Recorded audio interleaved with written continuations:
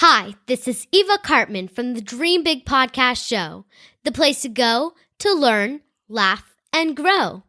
And today I'm sharing an important life lesson that I'm learning from my chickens. I know it sounds ridiculous that chickens can teach us big dreamers about life, but it will all make sense in just a few minutes. Why did the chicken cross the road? To get to the other side of our intro music, this is episode 179, Big Dreamers, and it's time to dream big. My name is Eva Cartman.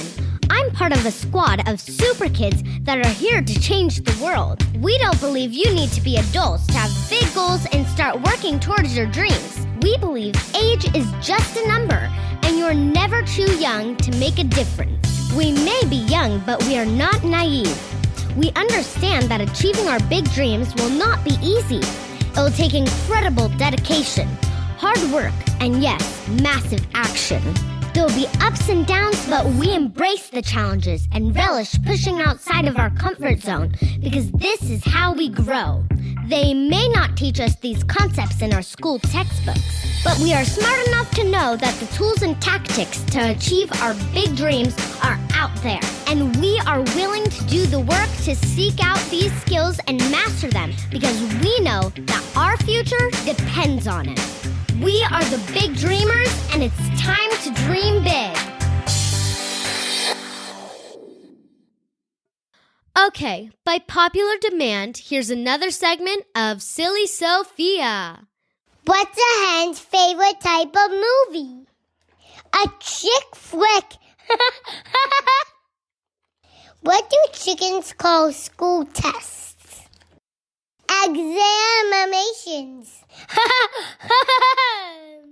Thank you so much, Sophia. I don't know what's more funny, the jokes or her laughs after she tells the jokes. If you love her jokes, let us know by leaving a quick review at dreambigpodcast.com/iTunes and mention the Silly Sophia segment in your review. Okay, let's dive right into this week's episode. If you're a longtime listener of the podcast, you know that I often share stories about animals to illustrate important life lessons. As just a few examples, in episode 121, I shared how big dreamers are just like lobsters, in that lobsters need to leave the comfort of their shell in order to grow. In episode 123, I shared a story about a baby eagle learning to fly and how when you first try something, you will likely fall before you rise. And then there's episode 125, the famous elephant in the rope story about a majestic circus elephant who could have easily broke free of the small rope keeping him in captivity, but never tried because of the false beliefs ingrained in the elephant's brain as a baby. I'll include the links to all these episodes in the show notes at dreambigpodcast.com/179. But unlike those stories, which are all analogies that don't involve my own pets, today I get to share an important life lesson that we can all learn from my very own chickens. A few months ago, I finally convinced my parents to allow my sister and I to get chickens. I had been trying for a year. And I'll have to do a separate episode at some point to share how I was able to finally get my parents to agree. So far, it has been absolutely an amazing experience. We have 6 hens, all female chickens, and up until a few days ago, it had pretty much been smooth sailing. The chickens don't require that much work. I have to clean the poop out of their coop, make sure their water and food feeders are full, but other than that, it has been super easy. We also have a dog, Annie, and of course she requires at least 10 times the attention of all the 6 chickens combined. And recently, the hens started laying eggs, so now we also get farm fresh eggs. They're way smaller than the eggs you get at the grocery store, but are really delicious, and it just tastes better coming from your own chickens. But something strange happened just a few days ago. One of the hens, her name is Velvet, did not want to come out of the nesting box, which is where they lay their eggs. Normally when I open up the coop in the morning, all the chickens come running out looking for food in the grass and exploring the yard. When I didn't see Velvet come out of the coop, I figured she was just laying an egg. But when I got back from school later that day, I went back to the nesting box and she was still there, and when I tried to pick her up, she hissed and tried to peck at me. How rude. Seriously though, this was really strange behavior and I was worried something was wrong, so I did some research online and found out about brooding hens. A broody hen is a chicken that has decided to sit on eggs for the purpose of hatching them. A broody hen will sit on the eggs day and night, leaving only once daily to eat, drink, and poop. If you try to remove her from her eggs, she may hiss at you and peck at you. That described Velvet to a T. So I knew I had a brooding hen on my hands. Now, here's the problem. We don't have male chickens, any roosters, so the eggs that the hens are laying are referred to as unfertilized. In other words, those eggs that Velvet are sitting on will never hatch. They are great for eating, but we are not getting any baby chicks from them. That means Velvet is getting all worked up, all upset, spending all her time and energy fixating on a false belief that those eggs are going to hatch baby chickens. Now Sophia, my 4-year-old sister, has been trying to explain to Velvet that she is getting all upset and worked up over nothing.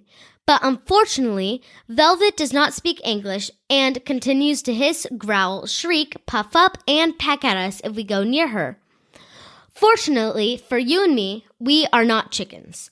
We have the power to shift our moods to really think about the reason why we feel upset and defensive at times. And we can evaluate to see if what we are getting upset about is truly worth it.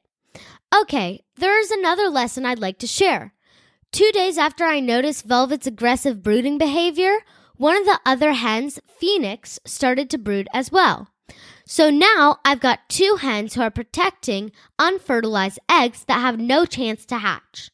I always talk on this podcast about why it is so important to surround yourself with positive peers and avoid negative people because that negativity can rub off on you.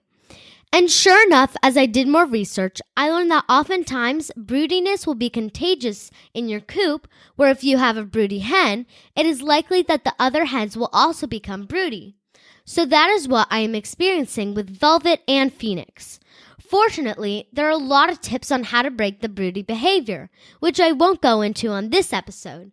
But it is amazing that as you really start to dive in and think about your own personal growth and mindset, that you begin to spot this kind of behavior in your friends and family, and even with your chickens.